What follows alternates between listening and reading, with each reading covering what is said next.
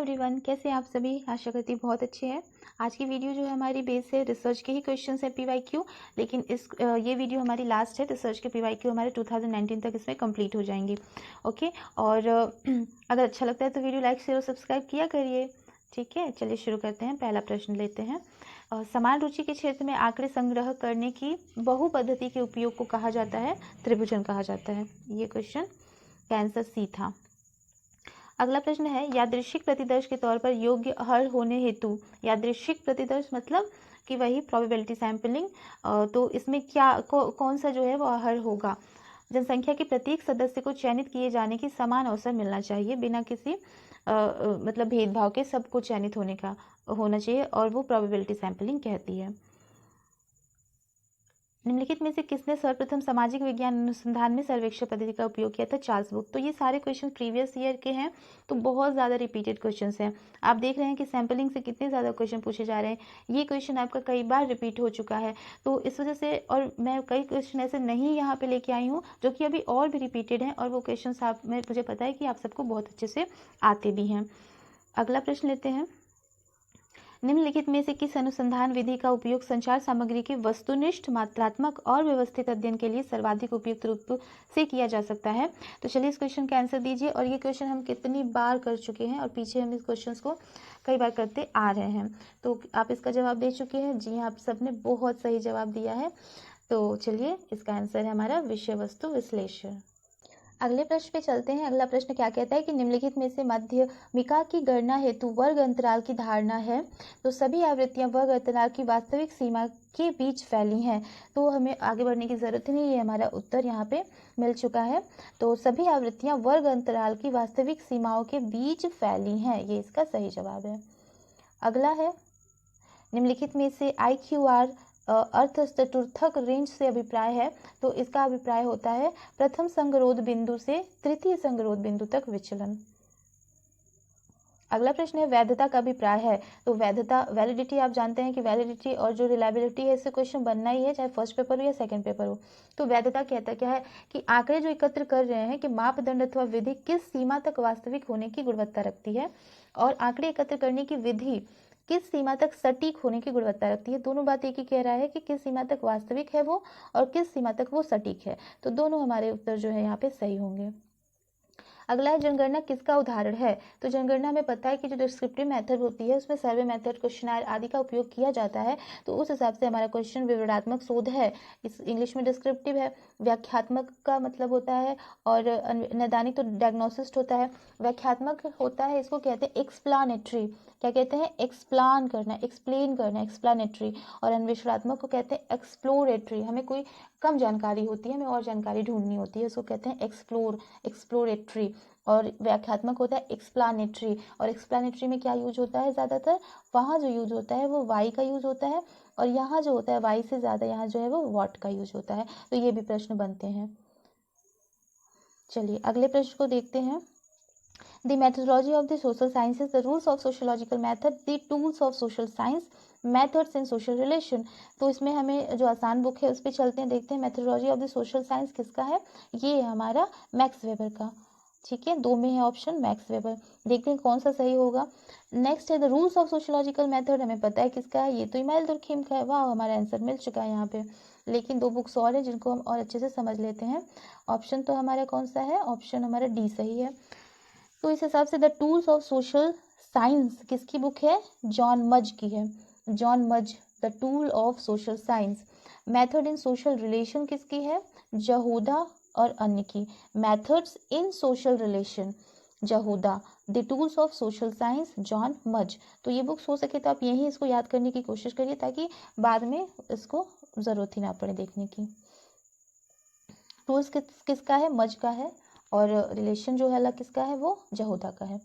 मानक विचलन किसका माप है? बहुलक के इर्द गिर्द प्रकीर्णन, माध्य के इर्द गिर्द प्रकीर्णन, बहुलक और माध्य में इर्द गिर्द प्रकीर्णन, मध्यिका और बहुलक के इर्द गिर्द प्रकीर्णन। तो इसका जो सही जवाब है वो होगा मीन। माध्य के इर्द गिर्द प्रकीर्णन का मानक विचलन माप करता है।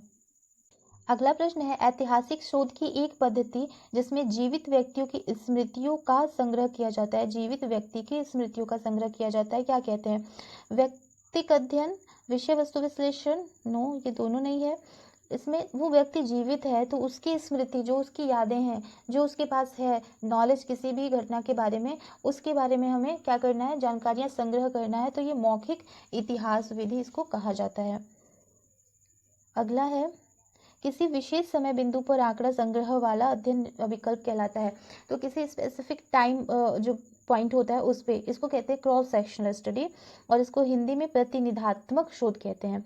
और जब लॉन्ग टर्म में वो काम किया जाता है तो उसको कहते हैं लॉन्गिट्यूडनल स्टडी।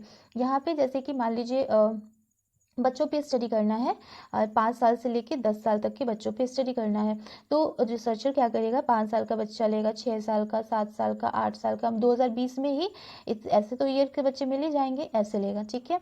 वो एक पॉइंट टाइम पीरियड में, टाइम पॉइंट पे कर लेगा, तो इसको कहते हैं क्रॉस सेक्शनल। और वहीं पे लॉन्ग सेक्शनल वाला एक बच्चे को उठाएगा, वो 5 साल का है, फिर अगले साल वो 6 साल का होगा, फिर वो 7 साल का होगा, 8 साल, इस तरीके से वो करेगा, इसको कहते हैं लॉन्गिट्यूडनल, ठीक है। तो यहाँ पे हमारा आंसर जो होगा वो सी होगा। आगे चलते हैं। सामाजिक अनुसंधान में वस्तुपरकता का क्या अर्थ है। वस्तुपरकता आप जानते हैं, इसको क्या कहते हैं, ऑब्जेक्टिविटी। तो बाह्य संसार का वर्णन, ठीक है। आंतरिक संसार का वर्णन, ओके, देखते हैं। यथा विद्यमान संसार का निरूपण, हमारी अवधारणा से स्वतंत्र, ओके। तो ए सी डी क्या है किसी ऑप्शन में, जी हाँ यहाँ पे है। हमने इसलिए कहा यहाँ पे कि बाह्य संसार जो हम देख रहे हैं उसी चीज का वर्णन कर रहे हैं। यथा विद्यमान संसार, जो भी विद्यमान है, यथा उस चीज का हम देख रहे हैं, कि उससे हम परे उसको नहीं बता रहे हैं, कोई भी चीज है बिल्कुल एग्जैक्ट उसको हम बता रहे हैं। नेक्स्ट, हमारी अवधारणाओं से स्वतंत्र। हमारी अवधारणा मतलब हमारी व्यक्तिगत अवधारणा से स्वतंत्र होना चाहिए वो। तो ये तीनों विशेषता इसकी है। आंतरिक संसार का वर्णन नहीं है, क्योंकि हम आंतरिक संसार का वर्णन करेंगे तो अपने उसमें विचारों को डाल देंगे, तो फिर वो व्यक्ति निष्ठता की तरफ कहीं ना कहीं अग्रसर हो जाएगा। तो इसलिए हमारा ऑप्शन ए सी डी जो है वो सही है। अगला प्रश्न है, सामाजिक अनुसंधान में वस्तुपरकता का क्या अर्थ है। तो सामाजिक अनुसंधान में वस्तुपरकता, ये 2 बार क्वेश्चन आ चुका है आई थिंक, सॉरी, चलिए आगे बढ़ते हैं, हमने ये प्रश्न देख लिया है। यह किसका कथन है कि मानव अध्ययन का सरोकार व्यक्तित्व और संस्कृति के प्रारूपों के निर्माण से है। व्यक्तित्व और संस्कृति के प्रारूपों के निर्माण से है। तो ये किसका कथन है, ये है डिल्थे का। किसका है, डिल्थे जो है वो भी एक निर्वचनात्मक परंपरा के मतलब अग्रदूत माने जाते हैं, और ये भी जर्मनी के एक दार्शनिक हैं। और इनका मानना था कि जो साइंस होती है ना, और प्राकृतिक नेचुरल साइंस जो होती है, सोशल साइंस, इसके लिए अलग अलग जो भी स्टडी के मेथड्स होने चाहिए, इन्होंने बताया था, उनमें डिफरेंस भी किया था। तो वही ये बात कहते हैं कि मानव अध्ययन जो का सरोकार व्यक्तित्व और संस्कृति के प्रारूपों के निर्माण से होना चाहिए। तो ये इसका आंसर डिल्थे है। अगला प्रश्न है, यह किसका कथन है। मैंने अपना शोध असहभागी प्रेक्षक के रूप में प्रारंभ किया था। जैसे ही मैं समुदाय में स्वीकृत हुआ, मैंने स्वयं को लगभग गैर प्रेक्षक सहभागी के रूप में पाया। तो ये कथन तो आप सभी को पता है किसका है, विलियम एफ वाइट का है। जब एक चर गुणात्मक तथा दूसरा मात्रात्मक, ये हम क्वेश्चन करके आए हुए हैं, हो तो उन दोनों के बीच सहपरिवर्त ज्ञात करने के लिए किस मापन का उपयोग किया जाता है। जब एक गुण एक मात्रा हो तो काई, जब दोनों गुण हो तो फिर हम वहाँ पे क्या यूज करते हैं, पाई और यूज। एंड जब दोनों परिमाणात्मक हो तो वहाँ पे क्या होता है, सहसंबंध गुणांक, ठीक है। जब एक सामाजिक अनुसंधान में 2 भिन्न भिन्न अवसरों पर उन्हीं व्यक्तियों द्वारा वही परीक्षण पूरा किया जाता है तो ये कहलाता है क्या, 2 भिन्न भिन्न अवसरों पर उन्हीं व्यक्तियों द्वारा, जिसने किया है उन्हीं व्यक्तियों द्वारा, या कोई और भी व्यक्ति हो जा सकता है, लेकिन परीक्षण जो हो चुका है उसी का पुनः परीक्षण, तो इसको कहते हैं परीक्षण, पुनः परीक्षण विश्वसनीयता, कि फिर वो दोबारा भी वही रिजल्ट दे रहा है। निम्नलिखित में से किस स्थिति में किसी परीक्षण को वैध माना जाता है। यह उसी को मापता हो जिसकी माप के लिए यह अविनिर्दिष्ट हो। अवलोकन से अपेक्षित आंकड़े प्राप्त हुए हैं, आंकड़ों की गुणवत्ता सही है, या अनियोजित तथ्यों की माप के लिए अपेक्षित हो। जी नहीं, इसका उत्तर क्या है, हाँ। यह उसी को मापता हो जिसकी माप के लिए यह विनिर्दिष्ट हो, इसको हम कहते हैं कि वो वैध परीक्षण है। ऐसा नहीं हमने मापना हमें कुछ और है, माप हम कुछ और रहे हैं, तो फिर वो वैध कैसे रहेगा। अगला है, प्रयोगात्मक अभिकल्प वाला अध्ययन क्या होता है। सामाजिक विज्ञान शोध में बहुत सामान्य है, विरले होता है, परंतु सामाजिक विज्ञान शोध में संभव है, सामाजिक विज्ञान शोध में असंभव है। ऐसा तो कुछ नहीं है, सामाजिक शोध में सबसे सरल, बहुत सरल भी नहीं है, असंभव भी नहीं है, बहुत सामान्य भी नहीं है कि हाँ हमेशा वही चीज़ हो रहा है, प्रयोगात्मक अभिकल्प का हम यूज़ कर रहे हैं, नहीं। होता है, कम होता है, लेकिन सामाजिक विज्ञान शोध में यह संभव है। ठीक है, प्रयोगात्मक अभिकल्प। अगला है ऐसे उत्तरदाताओं की पहचान करना जो तदंतर शोधवेत्ता को अन्य उत्तरदाताओं के पास भेजते हैं और सापेक्ष रूप से अदृश्य एवं अति संवेदनशील सामाजिक समूहों तक पहुंचने का एक साधन उपलब्ध कराते। इसे किस रूप में जाना जाता है? तो ये कौन से है? इसको कहते हैं स्नोबॉल सैंपलिंग। क्योंकि स्नोबॉल में होता ये है कि वो रिसर्चर को उस चीज़ के बारे में ज़्यादा नॉलेज नहीं होती है, तो वो किसी अपने परिचित से बोलता है, उसको भी नहीं होती, फिर दूसरे को, ऐसे करके ना एक नेटवर्क सा बन जाता है और वो मतलब जानकारी इससे मिलती रहती है। तो इसको कहते हैं स्नोबॉल निदर्शन। सैंपलिंग से कितने क्वेश्चंस बने हैं? निम्नलिखित में से कौन सा केवल परिमाणात्मक शरों पर लागू किया जाता है? अभी ये क्वेश्चन का आंसर हुआ है और वो है सहसंबंध में। ठीक है, अगला देखते हैं। ये हमारा वो अरेंज करने वाला है। विश्वसनीयता एक विधि है जिसमें क्या क्या निहित है? तो विश्वसनीयता में आंकड़ों की निर्भरता, परीक्षण की निर्भरता और संगतता यदि दोहराया जाए तो वही परिणाम मिलते हैं। हमें पता है कि 4 तो हमारा सही है, ये ऑप्शन हमारा गया। असंगतता, क्यों असंगतता होगी? तो फिर कैसे हम कह सकते हैं कि वो हमारा जो भी कार्य है वो मतलब विश्वसनीय है? तो इस हिसाब से हमारा तो 4 इसमें है भी और 2 और 1 ये हमारा सही होगा, क्योंकि असंगतता तो नहीं होना चाहिए, ये तो बिल्कुल नेगेटिव है। इस हिसाब से हमारा ऑप्शन सी सही है। अगला है जब आवृत्ति सारणी के दोनों सिरे खुले हो, ओपन हो, तो विश्लेषण के निम्नलिखित में से किस औसत का उपयोग किया जाता है? तो तब हम कौन सा औसत लेते हैं? हम लेते हैं 2 और वो है median and mode. Second and third किसी में है? बिल्कुल है, ऑप्शन सी में। नेक्स्ट है निम्नलिखित में से किसने सामाजिक शोध की विधि के संदर्भ में स्पष्ट रूप से प्रकृति और समाज के बीच विभेद किया? अभी इस क्वेश्चन को का आंसर हमें दे के आ रहे हैं पीछे से, तो अब बताइए, आप इसका आंसर दीजिए, मैं वेट कर रही हूँ। निम्नलिखित में से किसने सामाजिक शोध की विधि के संदर्भ में स्पष्ट रूप से प्रकृति और समाज के बीच विभेद किया है? जी, आपने आंसर दे दिया और आप सबका जवाब जो है वो बहुत सही है और वो है डब्ल्यू डिल थे। इन्होंने ही अलग अलग चीज़ें बताई कि अलग अलग मेथड होने चाहिए। ऐसा नहीं है कि उस चीज़ को बिल्कुल विज्ञान को ही सिर्फ महत्व नहीं दिया है। अगला है निम्नलिखित में से कौन सा मात्रात्मक तथा गुणात्मक शोध के बीच वैषम्य नहीं है? वैषम्य, भाग लेने वाले शोधार्थी की दूरी बनाम निकटता। तो भाग लेने वाले शोधार्थी की दूरी बनाम निकटता तो कहीं ना कहीं संबंधित होता ही है। सामान्यीकरण हम करते ही हैं बनाम संदर्भीय बोध, दृढ़ विश्वसनीय आंकड़े बनाम समृद्ध गहन आंकड़े, व्याख्यावादी बनाम नारीवादी। तो ऐसा कुछ नहीं है, इससे इसका संबंध नहीं है। लेकिन और जो चीजें हैं ऊपर की, वो कहीं ना कहीं जो है वो गुणात्मक शोध के बीच इसका संबंध दिखता है। नेक्स्ट क्वेश्चन है निम्नलिखित में से किसने विषय वस्तु विश्लेषण की परिभाषा संचार की प्रत्यक्ष विषय वस्तु के वस्तुनिष्ठ व्यवस्थित और परिमाणात्मक वर्णन की शोध तकनीक के रूप में की है? तो ये तो परिभाषा है, इसको एज इट इज हमें लर्न करना ही पड़ेगा। तो इसकी ये परिभाषा जो है वो दिया था बी बेरलसन ने। कंटेंट एनालिसिस के परिभाषित किया है संचार की प्रत्यक्ष विषय वस्तु के वस्तुनिष्ठ व्यवस्थित और परिमाणात्मक वर्णन की शोध की क्या है? ये तकनीक है के रूप में कंटेंट एनालिसिस का जो है वो परिभाषा दिया था बी बेरेलसन ने। अगला है वह विधि जिसमें जीवित व्यक्तियों की संस्मृति वर्तमान तथा पूरा लेख के लिए संग्रह की जाती कहलाती है? वही चीज हम करके आ रहे हैं यहाँ पे। वो व्यक्ति क्या है? वो जीवित है और उसकी जो भी स्मृति वर्तमान में है उसको हम लिख लेते हैं ताकि वो एक अगर वर्तमान में वो ना रहे भविष्य में तो भी वो एक लेख के रूप में उपलब्ध रहे, संग्रह रहे, ताकि उससे औरों को भी फायदा मिल सके। तो अभी तो वो जीवित है ना, तो उसको मौखिक वृत्त कहा जाता है। और जब इसी को बाद में उसका यूज किया जाएगा तो वो कंटेंट एनालिसिस हो जाएगा। अगला है निम्नलिखित में से कौन से गुणात्मक चर हैं? गुणात्मक गुण, आयु तो भाई मात्रात्मक है, आय भी मात्रात्मक है। इसका मतलब लिंग और धार्मिक आस्था जो है वो गुणात्मक चर है। 2 और 4, 2 और 4 कहाँ है? ऑप्शन सी में। जल्दी जल्दी हम क्वेश्चंस कवर करते हैं, वीडियो लंबी ना हो जाए। तो निम्नलिखित में से कौन सा दो चरों के बीच संबंध का सार्थकता स्तर मापने का एक परीक्षण है? तो दो चरों के बीच संबंध का सार्थकता स्तर कौन मापता है? वो मापता है सहसंबंध गुणांक। नेक्स्ट है जब सारणी के दोनों छोर खुले हों, ये हमने किया था, उस वितरण से केंद्रीय प्रवृत्ति की किस माप की गणना की जाती है? ये क्वेश्चन रिपीटेड नहीं है, ये क्वेश्चन जो है ना वो किसी और ईयर में आया हुआ है। ठीक है, क्योंकि वहाँ तो ऑप्शन अलग अलग दिया हुआ था, यहाँ ऑप्शन जोड़े में दिया है। तो ये होगा हमारा मध्यिका और बहुलक। ओके, अगला है निम्नलिखित में से कौन सा सर्वेक्षण शोध के बारे में सही नहीं है।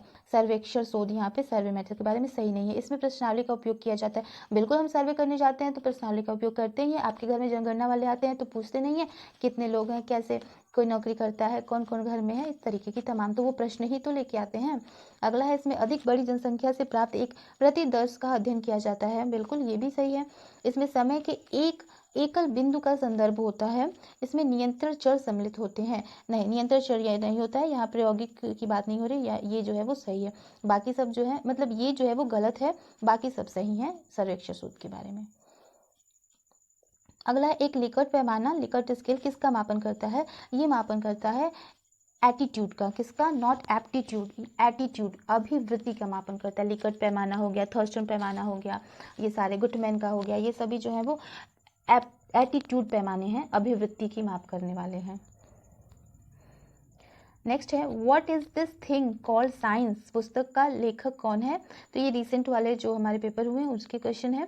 What is this thing called science, ये पुस्तक जो है वो किसने लिखा है, वो लिखा है चार्ल्स ने, AF चार्ल्स ने। अगला है शोध के किस चरण के दौरान कूट संकेतन कोडिंग आवश्यक है। कोडिंग हम कब करते हैं? प्रतिदर्श सैंपल प्राप्त करने से पहले। बहुत अच्छी बात, सैंपल प्राप्त करने से पहले हमारे पास कुछ है ही नहीं तो हम कोड किसका करेंगे, ये तो बिल्कुल गलत है। आंकड़ों के संग्रहण से पहले, अब देखो आंकड़ा ही नहीं है हमारे पास तो कोडिंग किसकी करें हम। संग्रहित आंकड़ों की सफाई के बाद, आंकड़ों के तालिकाकरण के बाद नहीं, हम कोडिंग करने के बाद ही उसको क्या करते हैं, तालिका में रखते हैं, टेबुलेशन करते हैं। तो यहाँ पे ऑप्शन सी जो है वो सही है कि संग्रहित आंकड़ों की सफाई करते हैं तो हम उसको कोडिंग कर देते हैं और जो है उसके बाद से हम आंकड़ों को फिर टेबुलेशन करते हैं, तालिका में सजाते हैं। ठीक है।